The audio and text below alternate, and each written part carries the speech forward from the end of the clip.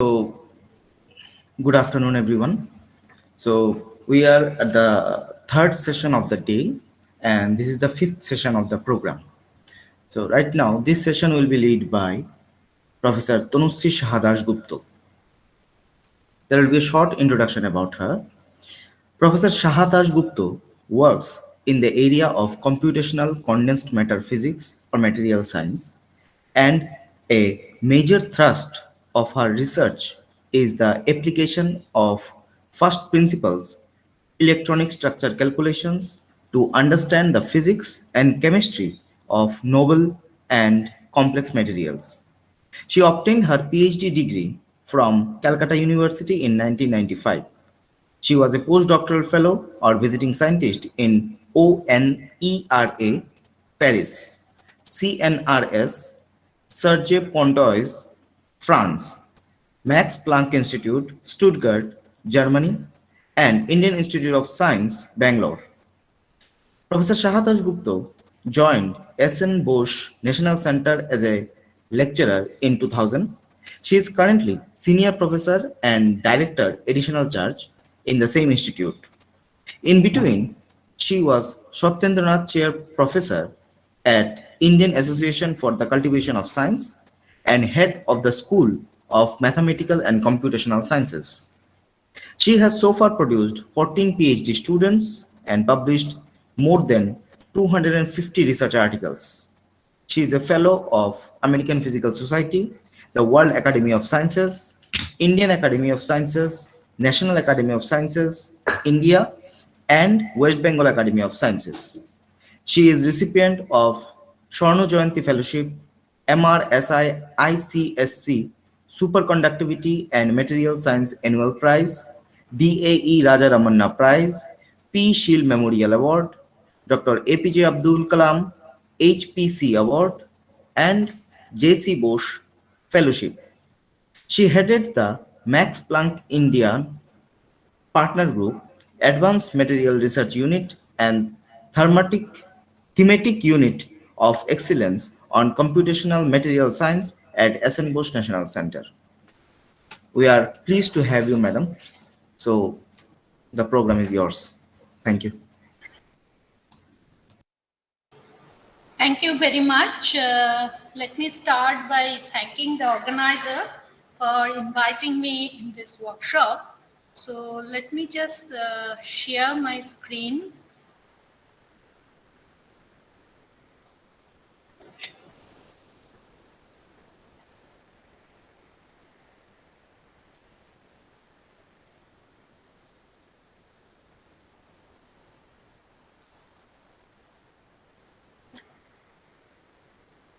Okay, I'll be. So I hope you can see my screen. Is the screen visible? Yes, madam. It is Okay. absolutely visible. Okay. So the topic of today's lecture will be 2D magnetic materials.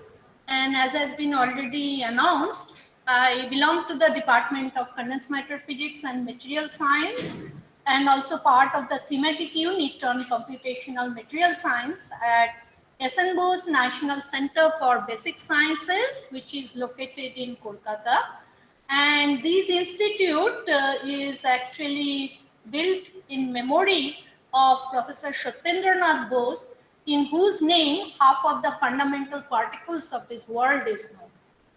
This lecture will be primarily an overview lecture, but I will also show some of the results obtained in my own research group. And for that, this work has been primarily done by Dhani Napte, who was my former PhD student. Right now, she is doing her postdoc in EPCTP in Korea, and Dr. Dipan Shen, who is currently doing his postdoc in my research group.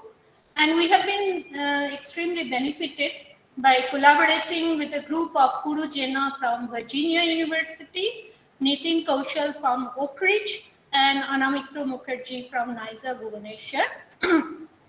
The funding of this research has primarily come from Nanomission of Department of Science and Technology and JC Bose National Fellowship of the CRB.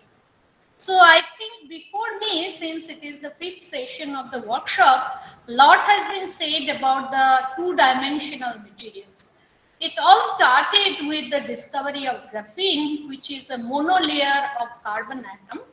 And since the discovery of graphene, motivated by its unprecedented property, there have been a surge of activity in terms of generating newer and newer two-dimensional materials.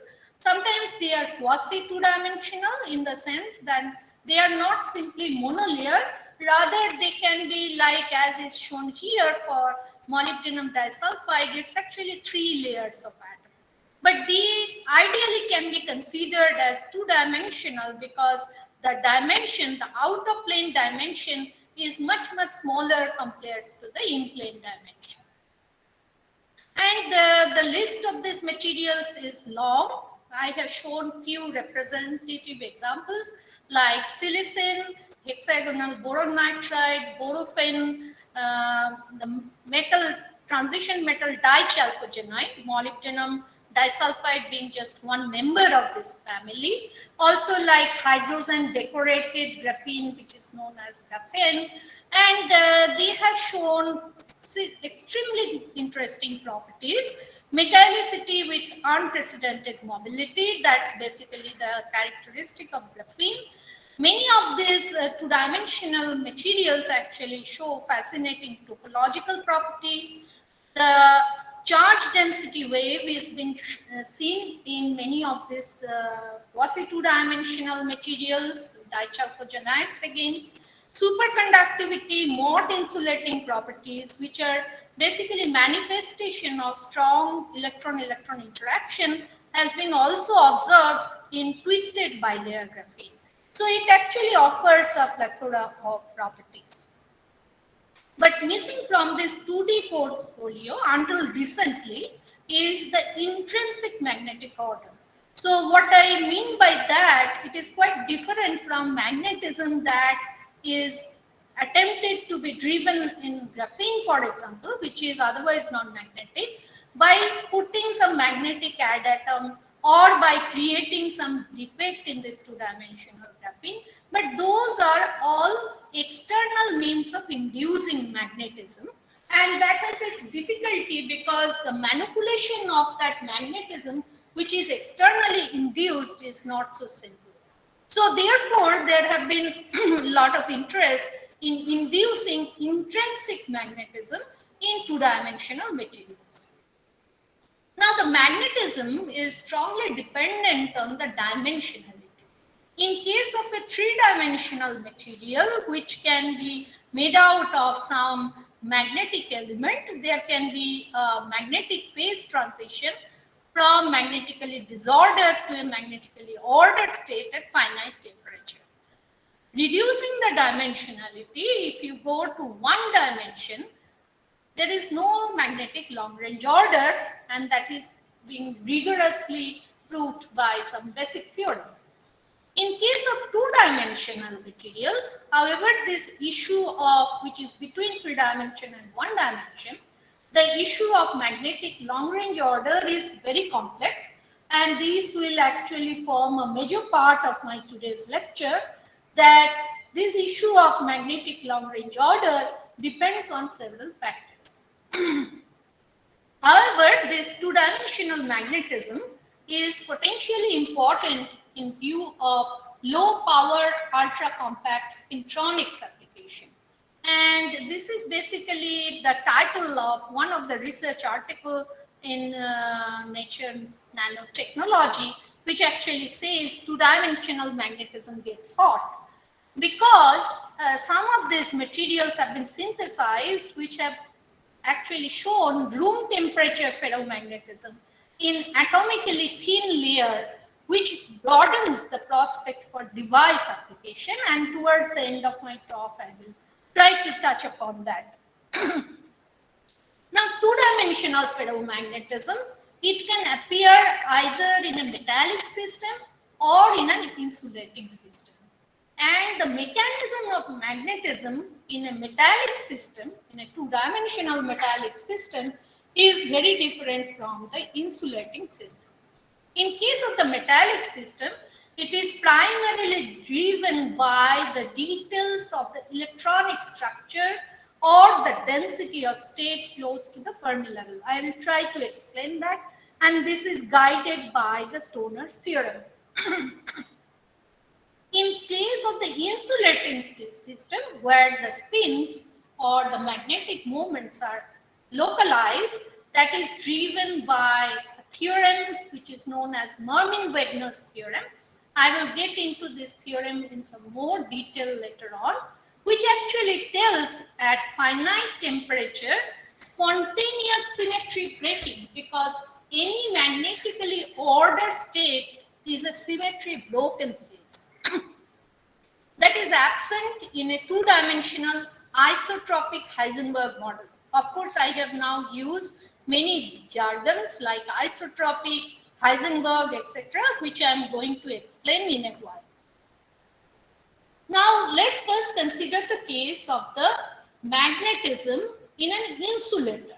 So, therefore, the magnetism is driven by some spins or moments which are well localized in space. So, this localized magnetism in two dimensions, what are the ingredients? First is the local magnetic moment, as I was trying to indicate, originating from some unpaired d electron or f electron, and it can be described in terms of some well localized spin associated with this unpaired electron. The other component is interatomic exchange, which actually drives the magnetic order. Having just the local magnetic moment is not enough. There should be a means so that this localized moment of the spin, they interact with each other. So that's a very important component.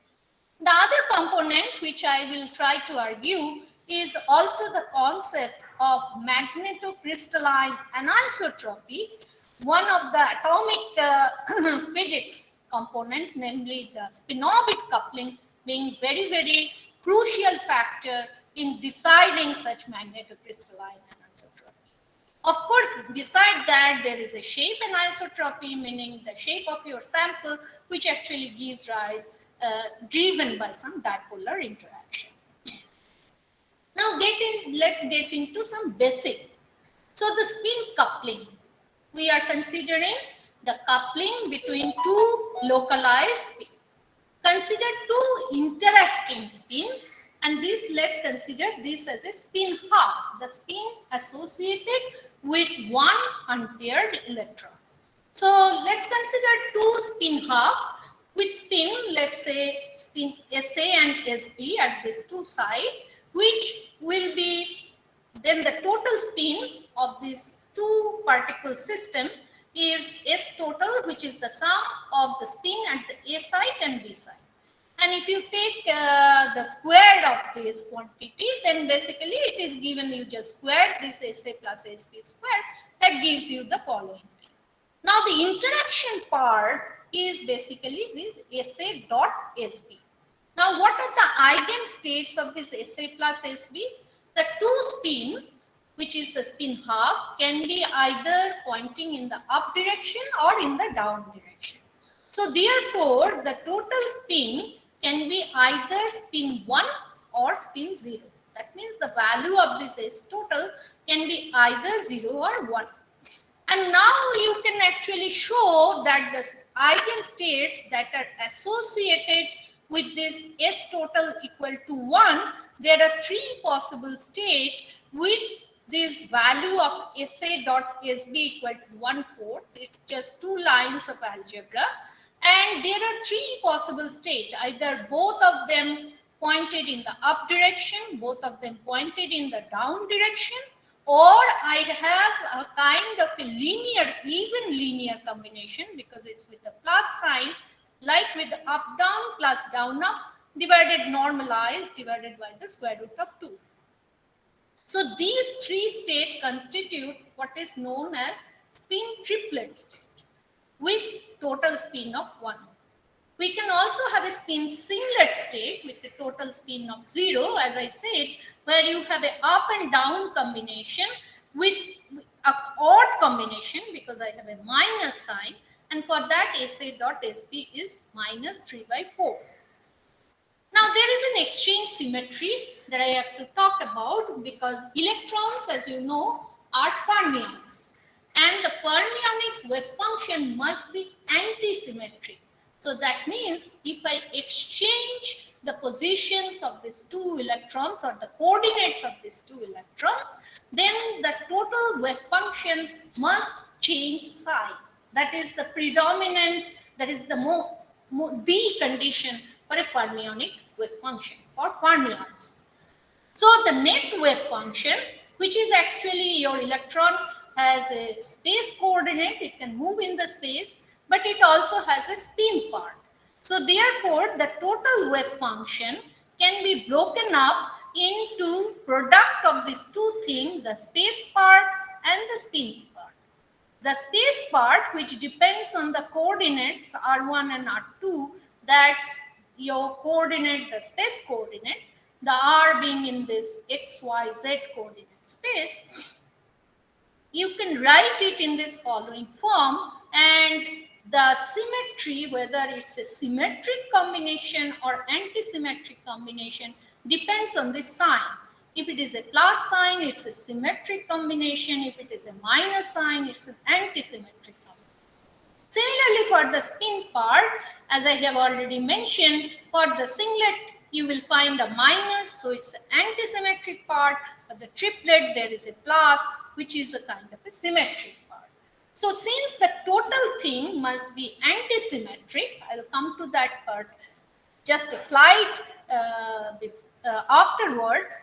Actually, you can derive this exchange interaction between the two spins. So what are the different interactions you can think of? First of all, these magnetic moments, they behave like a dipole. So there is a dipolar interaction. However, if you compute the energy which is associated with the dipolar interaction between two spins, this is small, this is of the order of millikelvin. On the other hand, the magnetic transition temperature that you see are in the scale of Kelvin. So therefore, although there is a dipolar interaction, it is not the main source of interaction between these two spins. The interaction between two spins, therefore, has a different source, and that is known as the exchange interaction, which is the primary responsible factor for long-range interaction, and which describes the spin-dependent Coulomb interaction between electrons. For example, if there is a parallel spin, since they are fermions, by Pauli exclusion principle, you cannot put two parallel spin on the same side, but you can put an up and down spin at the same side. So therefore, if the two electrons are parallelly oriented, there is more repulsion because you cannot put them at the same side compared to if they are anti-parallelly oriented. So therefore, even the interaction between two electrons depends on the orientation of the spin of these electrons. And that gives rise to a quantum mechanical description of magnetism. So now we are back to this discussion we had on slide before. That's the exchange symmetry of the fermionic wave function. So for the antisymmetric singlet spin state, the net wave function must be antisymmetric because they are fermions. So therefore, I have to multiply the singlet spin part with the symmetric space part. On the other hand, if I choose the symmetric triplet state, then the net wave function should be the product of this triplet spin part, which is the symmetric, with that of the antisymmetric part, space part of the wave function, because both this singlet and triplet net wave function has to be antisymmetric. Having said that, you can calculate the energy of the singlet state and energy of the triplet state. You remember, in a triplet state, your spins are pointed in the same direction, while for the singlet state, spins are aligned in the opposite direction. Then you can take the difference of the singlet and triplet, and you can if you remember, we had this SA.SB. What are their possible eigenvalues? We have actually defined already that. And just using that, it's a two-line algebra, which I'm not doing here. You can write this Hamiltonian as some constant term in terms of the energy of the singlet and triplet state minus their energy difference S1 dot S2, where 1 is the site 1 and 2 is the site 2, spin at site 1 and spin at site 2. And if you define the magnetic exchange J as the difference between the singlet energy and triplet energy, you can define the spin Hamiltonian in this following way. Now the sign of the J actually controls whether your combination will be a singlet state, that means this 2 electron will have spins oppositely aligned, or the triplet state, that means the spin of these 2 electrons are aligned in a parallel direction. So these are all basically decided by this exchange interaction. Now the exchange can be a direct exchange as well as indirect exchange. So I have this unpaired magnetic moment or the spin at the two sides. Either their wave function can have direct overlap between them, which is known as a direct exchange. And then of course you have a difference between spins being parallelly aligned and anti-parallelly aligned. The other thing is a super exchange where these two spins, they don't talk to each other directly. Rather, there is some intervening non-magnetic ion through which they talk. And this is known as super exchange. For example, if you have together with some transition metal with unpaired d electron and therefore having a finite magnetic moment, but two of this transition metal, let's say they are separated by oxygen anion O2 minus, which is actually non-magnetic, that does not carry any net moment, but that helps as a mediator to have an interaction between the transition metal spin at, let's say, at site 1 and site 2. Okay, now based on these, we can now define some spin model. So you remember I had when the mention of this word, namely the Heisenberg model. So the Heisenberg model is the spin model which is shown here, which is the spin exchange, the Jij, the J which we said before. Now I have put the suffix I and J, that means it is between two sides I and J, because if this model is in a lattice, I have many sides and I have to sum over them.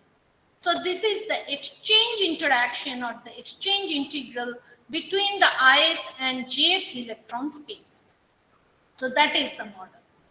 What are the important parameters in this model is the dimensionality of the lattice over which we sum. So that means I have these electron spins, we are sitting on some lattice. The lattice has a dimensionality. Is it in 3 dimension, 2 dimension, or 1 dimension? Okay.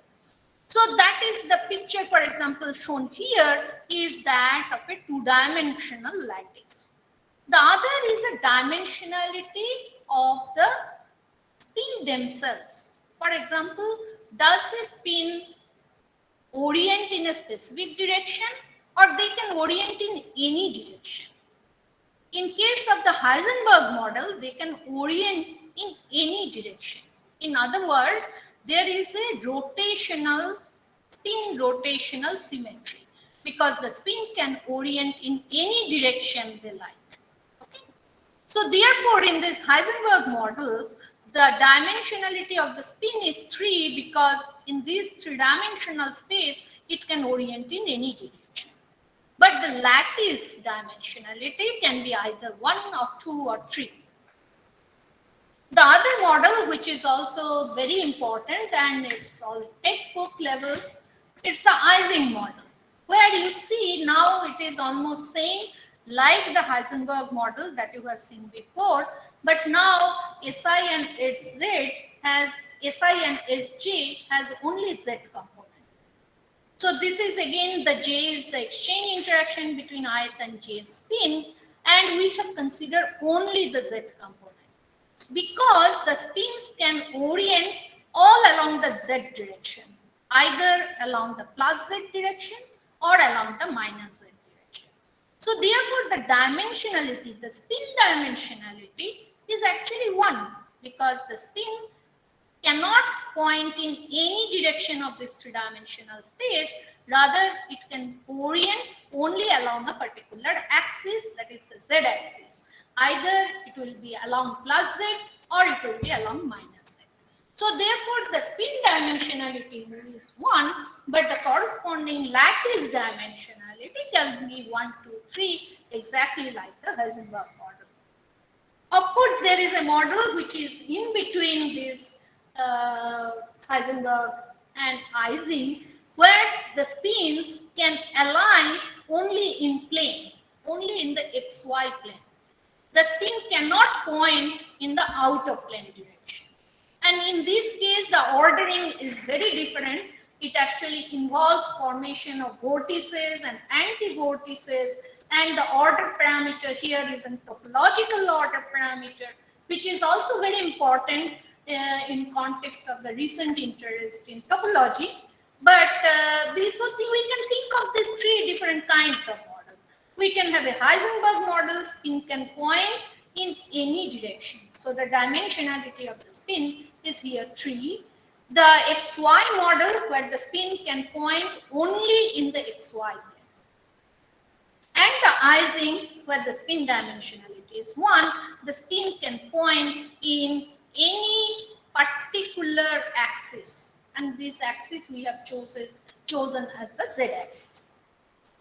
So having such a kind of background, there is a great importance of the Marnin-Wegner theorem, which I have mentioned at the beginning. So what the Marnin-Wegner theorem says, at any non-zero temperature, a 1 or 2-dimensional isotropic spin, meaning the spin dimensionality 3, Heisenberg model, it focuses only on Heisenberg model, with finite range exchange interaction. That means the I and J cannot be really too far. I mean, they are either nearest neighbor, next nearest neighbor, or etc. Can be neither ferromagnetic nor antiferromagnetic. I mentioned already what it means by isotropic Heisenberg model, where the spin can point in any direction, so there is a rotational invariance, and in terms of the group theoretic language, you can actually talk about a continuous symmetry. And you can write the magnetism at finite temperature as the ordered arrangement of the spin, which gives rise to a long-range magnetism. That is what we are talking about at t equal to 0 plus the fluctuation of this magnetism due to finite temperature, due to thermal fluctuation. Now the question is, this fluctuation, can it be strong enough to destroy this long-range ordering? Of course, at 3 dimension, there is a particular temperature above which this thermal fluctuation destroys this magnetic long-range order. And you can write basically this delta M, which depends on T, in this following manner, where this is the kind of the statistical factor, and this is the density of state, but it is the density of state of the excitation, which depends on the dimensionality and interaction range, because this N of E, which is the density or state of this excitation. So these are like spin excitations, and of course this excitation can be quantized exactly like if you have a lattice vibration or lattice wave, you can quantize and get into a fundamental excitation like phonon. Here what you talk about is the magnon. And these magnons, there is a density of state, and as you can see, this density of state depends on basically the dimensionality of the lattice and also the dimensionality of the spin. And you can show that in case of the 2-dimensional lattice, this thermal fluctuation diverges. That means any small amount of thermal fluctuation, any non-zero temperature, the thermal fluctuation is enough to kill this magnetic long-range order at 0 Kelvin. So there are of course several assumptions. First is the assumption of thermal fluctuation. It of course does not say anything about the long-range order at absolute 0 Kelvin, which is not strictly ruled out by such Marmin-Wigner theorem. But of course there can be quantum fluctuation and which may play a role. Assumption of short-range interaction, it was there. And of course, it is applicable, a whole discussion is applicable only to localized spin, not itinerant spin. And the last one is the most crucial, is the assumption of isotropic interaction. That means we are talking only in terms of the Heisenberg model, where the spin can point in any direction of this three-dimensional space. It has a rotational invariance. And this thing therefore can be written as kind of in presence of any anisotropy. Therefore, it can be written as the Heisenberg model, but with the second term, which actually crucially depends on the anisotropy of the spin. And the moment this anisotropy goes to infinity, that means the spin is, the anisotropy is so large, your spin can point only in a specific direction. Of course, this Heisenberg model reduces to what is known as an Eigen model. So let me summarize the basic concepts of this low-dimensional magnetism. We may start with the basic Hamiltonian, which is an Heisenberg model with an isotropic spin, meaning the spin dimensionality 3. But to that, we can add a finite anisotropy. It is neither completely Heisenberg nor completely Ising, but it has a certain anisotropy. And depending on the strength of this anisotropy, you may drive long-range magnetic ordering even in this two-dimensional lattice material. If you have a mini-field solution, you can show that there is a ferromagnetic state, etc. And there are these elementary spin excitation. And as I said, the quantized form, you can talk in terms of the magnon excitation, like the phonons. And this is the fluctuation I have already mentioned. It diverges for any lattice dimensionality 2 or less than 2. With an anisotropy, if the temperature is less than this anisotropy, you can actually have stabilization of magnetic long-range order. That means from full rotational symmetry of the spin of the Heisenberg model, if you play with this anisotropy term, you can bypass the Marmin-Wigner. So that's the basic idea. Now, what are the mechanism of this anisotropy? Of course, the anisotropy we are talking mostly is about the single ion anisotropy, which has its origin in the spin-orbit coupling, the coupling between the spin moment and the orbital moment. And this is basically a tensor, and by choice of the principal axis, you can write in this form, which basically is like a two-parameter E and D. And depending on the sign and the values of it, you can either have an easy axis or easy plane anisotropy. For example, whether your spin prefers to lie in plane or out of plane.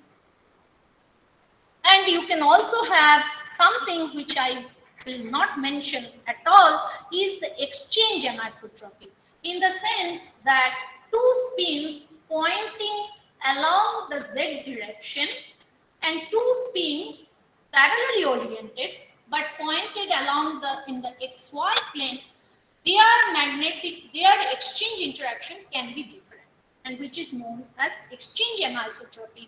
That can be also important.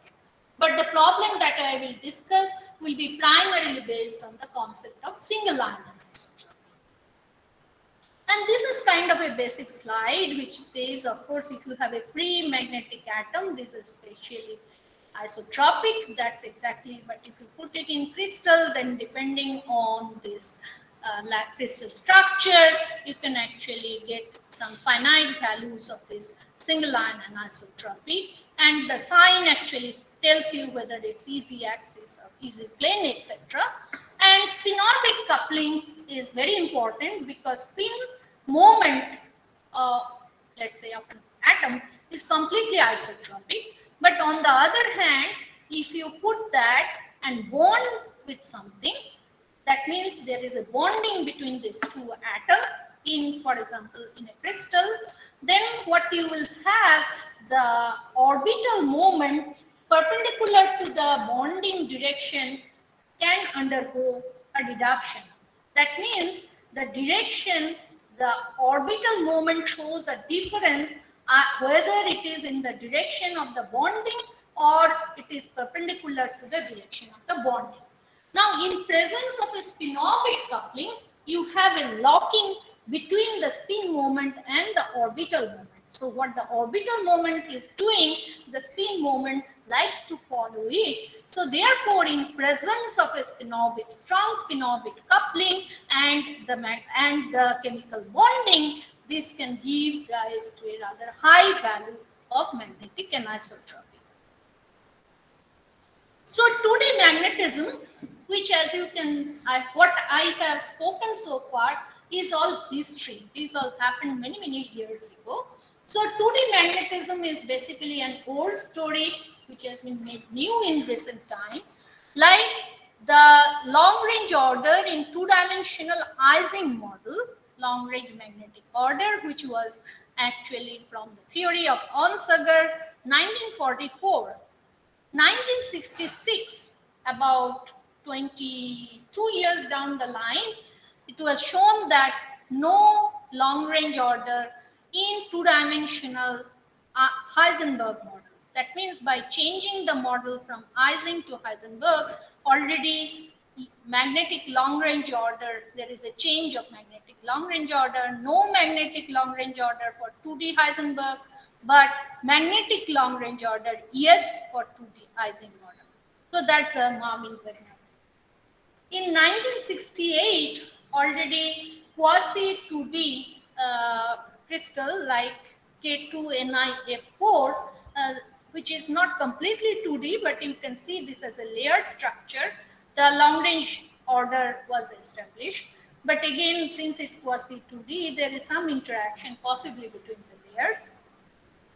In 1976, monolayer thick magnetic films on substrate was established. 2004, the freestanding graphene was discovered. And 2017, so it took so many years starting from 19th century to 2017 to discover actually the existence of 2D ferromagnet. So there were two back-to-back Nature papers. The first one talked about this compound, chromium 2, germanium 2, tellurium 6, which is again a layered compound, and the magnetism comes from the chromium spin.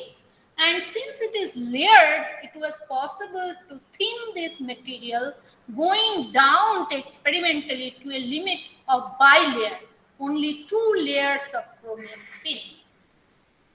And what was found that although the bulk, this material in bulk is a ferromagnet with a TC of around 65 Kelvin, by narrowing down the dimensionality, going to a bilayer limit in presence of a small magnetic field which actually acts in enhancing the anisotropy in the system, although the magnetic transition temperature was suppressed, but it does remain finite. It is not like Marmin-Wagner, which says this transition temperature should be 0 Kelvin. Rather, the transition temperature was found to be 30 Kelvin. And these are some calculation. For some difficulty, they could not go to the monolayer limit, but in the calculation, they could go to the monolayer limit. And what was found that this transition temperature can be very well like 20 Kelvin. Very different from the Marmin-Wagner theorem, and the key to this entire thing was the single ion anisotropy and magnetic field induced enhancement of the single ion anisotropy. In the other letter, it was they could go down. This was for another chromium-based layered compound, chromium iodine 3, and it has a kind of a hexagonal crystal. And what they found, even the monolayer of this chromium triiodide shows a kind of Eigen type ferromagnetism being stable up to 45 Kelvin. So far, all these materials like chromium I3 or chromium, germanium, tellurium, they were all insulating compounds. Now, as I mentioned, that the driving mechanism of magnetism is very different between metals and insulators. In case of metals, is the itinerant magnetism. So that means your magnetism is given by this delocalized cloud of this electron, which is spin polarized. So this electron cloud in the spin up direction and spin down direction, there is a difference in their density of state. So in case of the non-magnetic, for example, if this material was non-magnetic, then the density of state of the electrons in the upspin channel and downspin channel would be same. In case of ferromagnet, there is a difference between this upspin and downspin density of state, and based on which you can basically come up with the theory of ferromagnetism for this itinerant electron. And the condition for ferromagnetism, that thing means a system, a non-magnetic system becomes unstable towards magnetism is given by this condition, which is known as Stoner's criteria.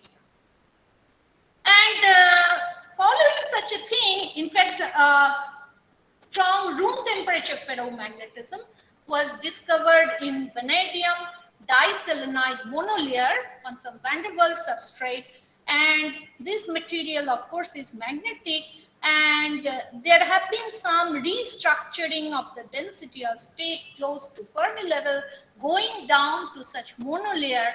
So it was believed here the magnetism is originated by such a Stoner criteria. It's specific to this monolayer electronic structure having the enhanced density of state at the Fermi level, because as you can see in the Stoner criteria, what enters in this criteria of course is a Stoner I, which is a element dependent constant, but then the second quantity is the electronic density of state at the Fermi level. So that is very important. Okay, so there is already a vast material portfolio. These two materials in this back-to-back Nature paper was published in 2017, and there is already, I don't know whether you can see it very well. So in green, these are the insulating or semiconducting two-dimensional magnets. So these have been all made and synthesized. Then there have been some which are shown in red, which are basically the metallic one. The VSE2 I have already talked about. There is also another one which is iron, germanium, tellurium based. So you can see that there are many different kinds of material that have been proposed. So there is an urgent need to expand the list of such candidate materials showing two-dimensional magnetism, because this is expected to provide a better understanding of 2D magnetism in a diverse class of compound. So here I will show two examples from my own research work. One is a boronated polygraphene, which is an example of two-dimensional metallic magnetism, two-dimensional magnetism for the itinerant electron, the delocalized electron. So this starts with the concept of nanoporous graphene. So we all know graphene, and it has been possible to synthesize materials, the graphene, but having some ordered arrangement of holes in this two-dimensional sheet. So it's a unique structural derivative of graphene with holes, as you can see, but these holes being uniformly arranged. And while graphene is a zero gap semiconductor, conductor. That is this Dirac crossing, introduction of these holes basically open up a gap in the electronic structure of such holy graphene, with the size of this band gap or the magnitude of this band gap being crucially dependent on the size of these holes. And what people have done afterwards is make some nitrogen substitution and in place of carbon, and come up with nitrogenated wholly two-dimensional structure. So these are basically benzene ring-like objects which are connected by a ring that has instead of this 2 carbon being replaced by 2 nitrogen. And they are arranged in a kind of a ring, as you can see. So we therefore have this gives rise to a compound with a formula C2N, which has a hole but also nitrogenated. So with this name as nitrogenated holy graphene. And this material, of course, has been synthesized. So what we thought, instead of, and this material has been found to be non-magnetic and semiconducting. But our goal was to make it metallic and magnetic. So we thought, why not, if they can put in place of carbon nitrogen, it should be possible also to put boron in place of carbon. And boronation, we have found from our previous experience, this can do wonder. For example, this is another two-dimensional material called maxine, which is of the formula M2X, where X can be carbon or nitrogen. So starting from Ti2C maxine, which has been synthesized, we have replaced the carbon by boron, and by that we found that the elastic properties of this two-dimensional sheet can be changed very, very significantly by 30 to 40% decrease in the stiffness of this two-dimensional sheet by boron doping. And following our computational work, there have been experimental synthesis of such boronated maxine. We have also found, taking the example of fullerene, the C60, the buckyball, which shows basically some defect which is known as Stonewall's defect, which is basically rotation of this carbon-carbon bond by 90 degrees. So therefore, two such hexagonal ring converts to a 5-member and combination of a 5-member and 7-member ring. And this is a Stonewall's defect. And creation of such a Stonewall's defect is very important for fusing two buckyball and etc. And what we found that in place of carbon, if we just add 2 boron, substitute carbon by boron, the energy required for such a defect formation gets reduced considerably by factor of more than 3. And this basically amounts to a very fast formation of such Stonewall defect by boronation. So this past experience just tells us that boron can actually do wonder. So we start with this compound which has been already made. It is this nitrogenated holy carbon, and instead of carbon we put boron.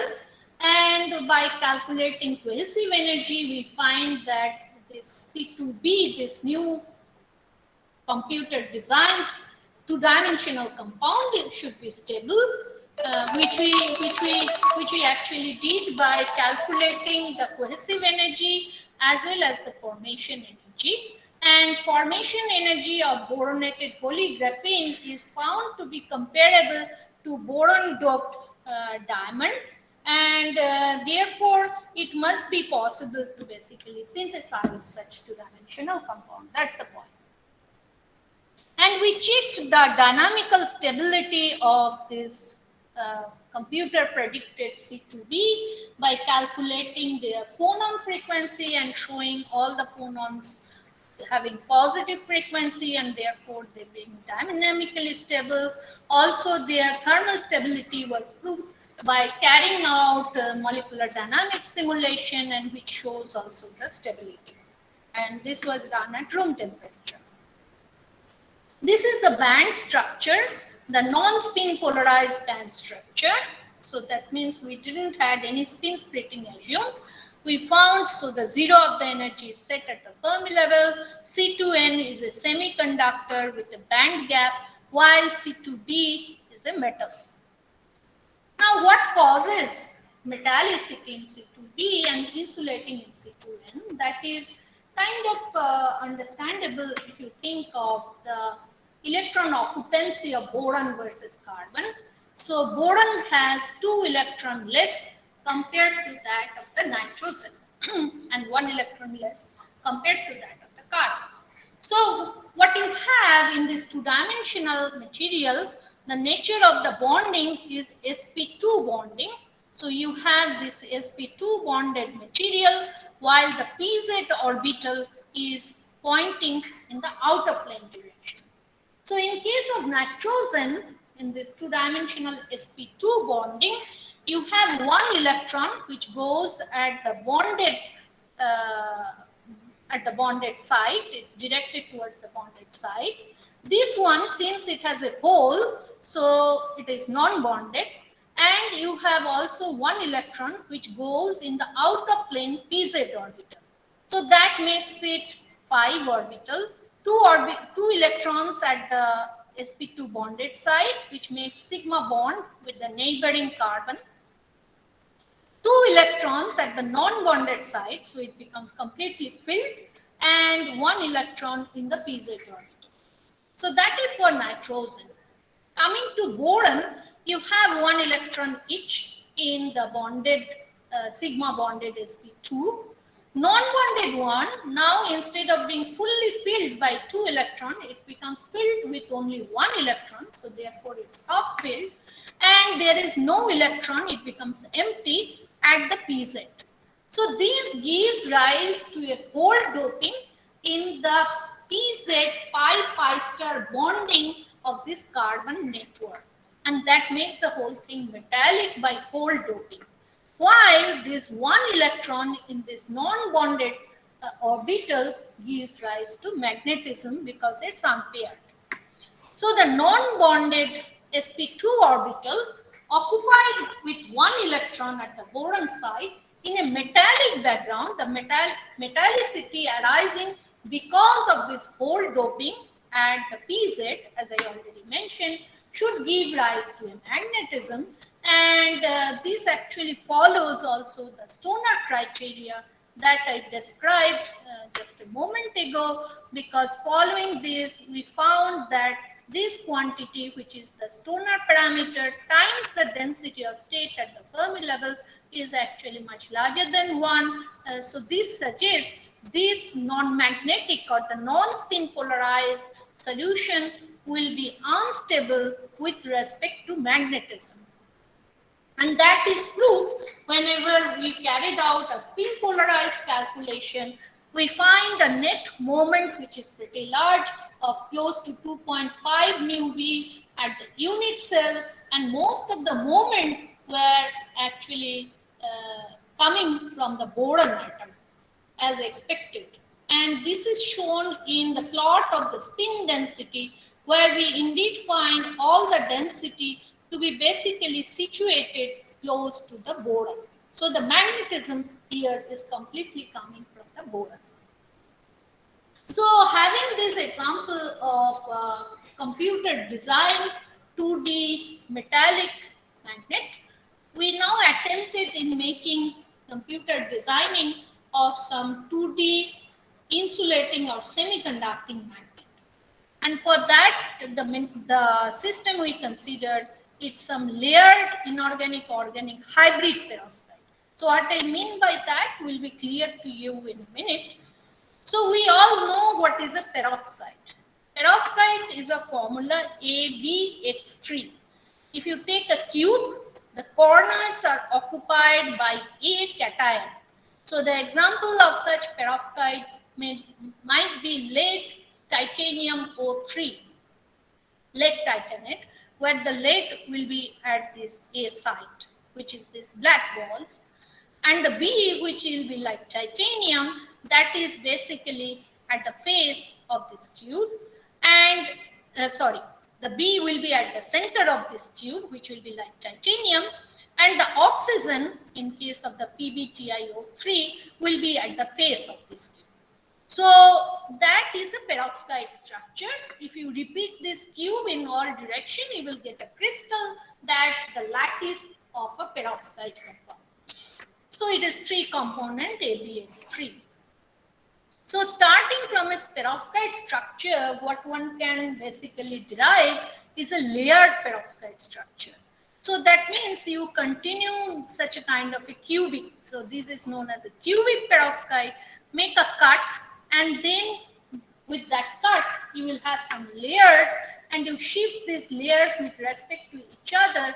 That creates some space between the two, and in this space now you can basically put some other materials, and that is what gives rise to what is known as layered hybrid perovskite, where you have this perovskite like inorganic object. That means they will have B and X. That means the B can be some transition metal, if you like, or can be some other thing, while and the X can be halide like halogen. These are all inorganic, but the spacer here in between this layer can be some organic molecules, and that gives the name as hybrid because it's a hybrid of organic and inorganic component.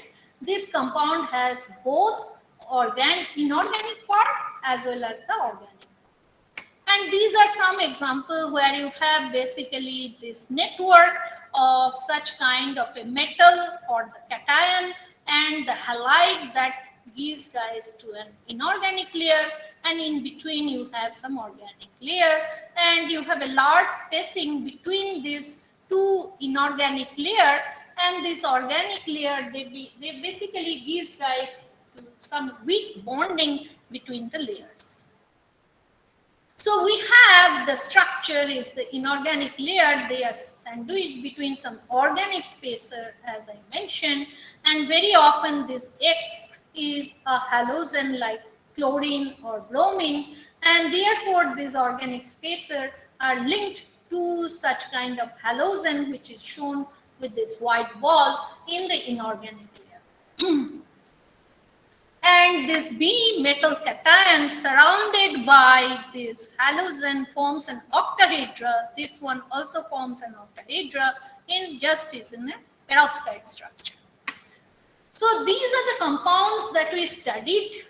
These compounds have been already made by the solid state chemist group in Netherlands, in Groningen, where they have this metal. Here is copper 2 plus. The d electron occupancy of such copper 2 plus is D9. If you see your periodic table, and they are surrounded by chlorine, the halogen, and that gives rise to, there are 4 such compounds studied. In all cases, we have the layer of these octahedra, which are corner shared with each other, and these gives rise to an inorganic layer formed by copper and chlorine. And then you have a layering of such inorganic layers separated by such 2 layers of this organic linker. And what are these organic linker? They have some kind of a protonated amine, as you can see, and then have a tail which can be long or short depending on which ligand you are talking about, this organic linker. And there are 2 layers, as I already mentioned. This amine group, this protonated amine group, interacts by forming an hydrogen bond to the halogen. And in this spacer, where one of the tail of this organic linker and another tail, they talk to each other through a van der Waals interaction. So that means these layers are bonded to each other, interacting with each other either through hydrogen bonding or van der Waals bonding, both of them being weak. We also considered, in addition to copper, some chromium-based system, and here again the halogen can be either chlorine or bromine, and these are again some organic ligands that are put in between such layers. And we first calculated what is known as cleavage energy. We have a layered solid. From such a kind of a layered solid, how you can peel and go to the level of a single layer. That is our motivation. And for that, you basically take this layered solid, increase the separation between the layers, keep them far apart, and increase that layer spacing until this energy saturates. This energy basically gives what is known as the cleavage energy. I don't know whether you can see this, but the cleavage energy of calculated cleavage energy of this kind of layered hybrid perovskite turned out to be 2 to 2.5 times smaller than that of the graphene. That means the cleavage energy that is required to produce graphene from graphite. So it is very much possible to actually cleave and make such a kind of the two-dimensional layers of such hybrid perovskite.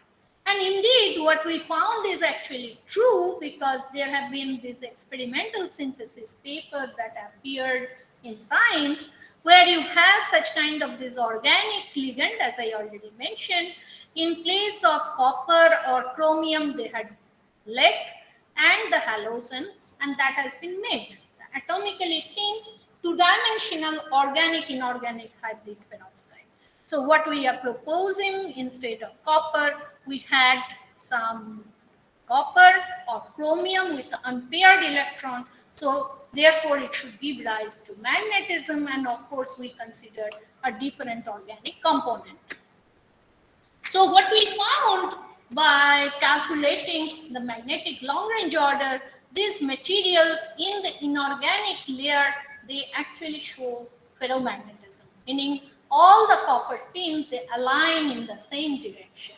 In between the layer, which is actually very weak, it can be either they are aligned in the same direction or in the opposite direction. These two colors, red and the violet, they basically show the direction of the magnetic moment, up or down. And this ferromagnetism is basically driven by what is known as antiferro distortive arrangement. As I said, that the copper is surrounded by 6 of this chlorine, forming an octahedra. Therefore, what happens that the 5-fold degenerate D levels of the copper, that gets split into 3-fold degenerate and 2-fold degenerate. And since it's D9, you have basically paired electrons in this 3-fold degenerate state, and then you have 2 electrons going into one of the state and 1 electron in unpaired electron in the level that is the last level. And you can see now there is a choice where I put this unpaired electron.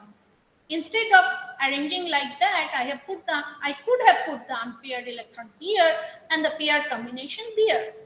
And both of them should have been equally probable. That gives rise to what is known as Young-Taylor distortion, that distorts this octahedra so that this degeneracy is basically lifted. So now in this distorted octahedral configuration, you do not have these two energies, the two levels at the same energy, but rather they are split. And that is exactly happens by formation of the bonds, which are long along one of the direction and short along the 4 other direction. And what you have in this material, in this inorganic layer, is antiferro distortive arrangement, meaning the long bond of one octahedra basically is in 90-degree orientation with the long bond of the other octahedra. And such kind of arrangement therefore basically guarantees the overlap of a filled orbital with an unfilled orbital, and therefore that actually going through some little mathematics you can show that should stabilize the ferromagnetism. And we calculated the of course that explains the ferromagnetism in the bulk compound. For the ferromagnetism in the monolayer of copper or chromium, you need to have the concept of the single ion anisotropy. Otherwise, by Marmin-Wigner theorem, they should not show long-range magnetic order. And we did through our first principles electronic structure calculation, we calculated this exchange interaction, we calculated also the magnetic ion anisotropy, and we basically found a kind of a easy plane ferromagnetic exchange of the spin half copper spin. For the chromium compound, we similarly found now the spin is not spin half, rather it's S2 because there are 4 unpaired electrons in case of chromium, and that has a very big influence because then this was the spin model which you have seen before. You have the Heisenberg model plus this anisotropy term, and which we solved with some Langchow's method or the exact diagonalization method to calculate the spin-wise spectrum, which is shown here. And what we find from there, the transition temperature of such a kind of the two-dimensional ferromagnet turned out to be 2 to 3 Kelvin, very small for the copper system. But very interestingly, this transition temperature turned out to be about 20 Kelvin to 40 Kelvin, depending on the value of the magnetic field, that a small magnetic field that we applied on it. And with a small magnetic field, the value can easily reach like 50 Kelvin, achieving the same ballpark figure as we have this, as has been found for the chromium triiode. So far so good. These two examples that I discussed are all computer prediction, and somebody has to take up our computer prediction and really test it in the lab and find the evidence of magnetism, two-dimensional magnetism that we talked about. So I will kind of finish my talk with the, I'm not an experimentalist, but I felt strongly that there should be some slides on experimental verification of 2D magnetism, and there are several review articles. So one review article that I have shown here, I found it has a very nice summary of different experimental techniques that are being used or can be used. So the first one was about the preparation, and they are extremely unstable in air, and thin crystals, even 50 nanometer, they dissolve in a few minutes. So the processing exfoliation, which is basically the cleavaging that I talked about, that has to be done in a glove box setup. After that, after they have been made, the magnetism has to be investigated, and one of the key techniques that has been used both in the work on the chromium triiodide as well as the chromium germanium tellurium is the magneto-optic card effect to probe the magnetism. And this card rotation actually shows an hysteresis, which is the evidence of the ferromagnetism here. And there have been also use of the scanning magnetometry of two-dimensional magnets, where the magnetic field associated with such long-range magnetism splits the states of this NV center, because it's a kind of a tip that has been scrolled across the sample, and the energy of the splitting gives the magnetic field, and from there you can reconstruct the magnetic long-range order, the spin splitting being guided by the local magnetic field that is generated by such kind of the local magnetism. So the last slide, as I mentioned, that using such a thing, for example, this one is a metallic ferromagnet with a high Tc, and by combining it with other two-dimensional materials like hexagonal boron nitride, some kind of the van der Waals heterostructures have been made by sandwiching these different materials, and that has been used as a tunneling spin valve and therefore has a lot of application possibility in the spintronics application. So with that, this is my concluding slide, which has no words, but it says the 2D magnetism is just the tip of the iceberg. So there is many more to be revealed in the coming days. This is an exciting field and gives us the opportunity of working the computational scientist in terms of predicting new candidate material, as well as the experimentalist, the ways, the means of synthesizing them, then kind of characterizing their magnetism, finding out new phenomena in such kind of two-dimensional magnets, and with a great application possibility. So with that, I would like to thank for your attention, and in case there is any questions or comments, I will be happy to address that. Thank you. Thank you very much, Madam, for the nice lecture and informing us about this exciting area of research. So I request the participants, if you have any query, you can put it on chat box, or you can unmute your mic and you can ask directly. So please.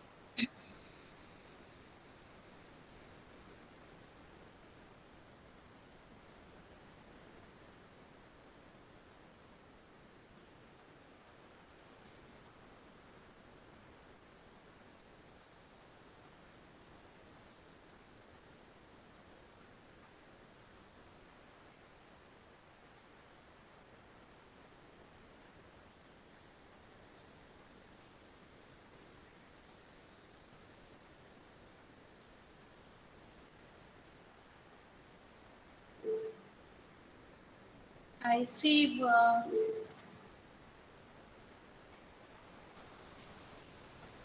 Yeah, Jignesh Kumar, you can unmute and. Yeah.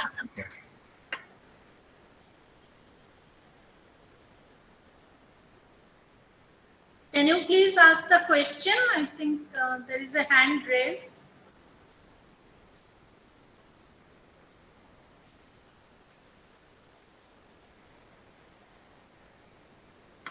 Can he ask his question? Sorry, ma'am, that was mistake. Okay.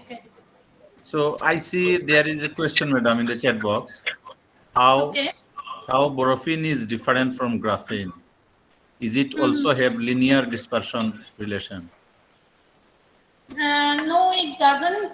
Its dispersion relation is quite complex. Also, the structure is not really like a flat. There is some corrugation, and the stability, of course, is a question. So the properties are very different from that of the graphene.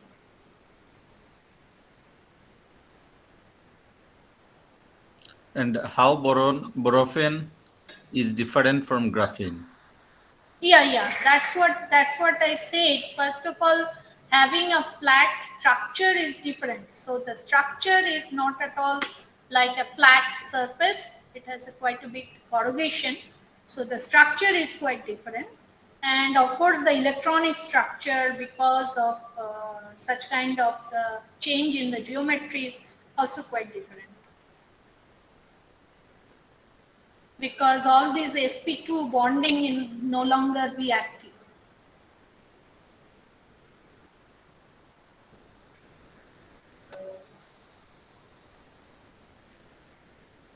So you can share my email with the attendee if they have any question. Yes, sure. They can ask the question if they are not very comfortable now asking the question. Yeah.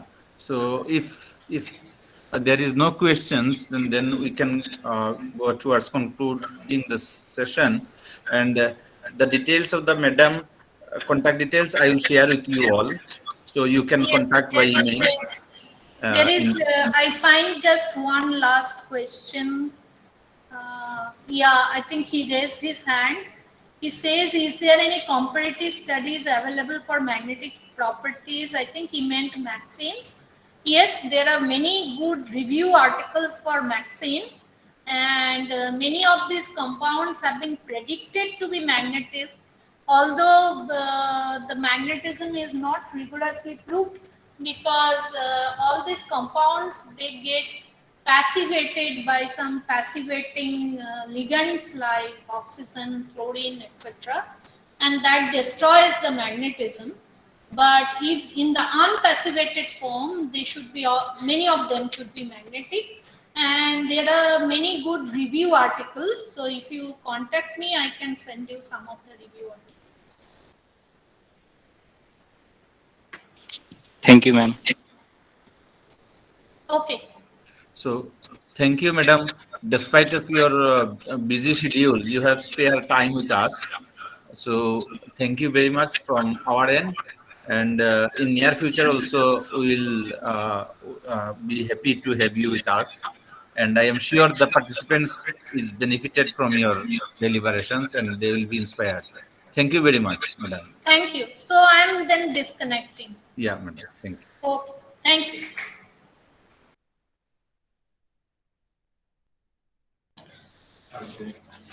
Uh, so, very good afternoon, everyone. Thank you, Dr. Hussain. Thank you, Professor Dasgupta. So, we are at the end of this second day. Tomorrow, again, we have session 6 at 10:30 a.m. The session will be led by Dr. Shamima Hussain. So participants are requested to present 15 minutes earlier from the session, that is 10:15. So thank you. Thank you very much.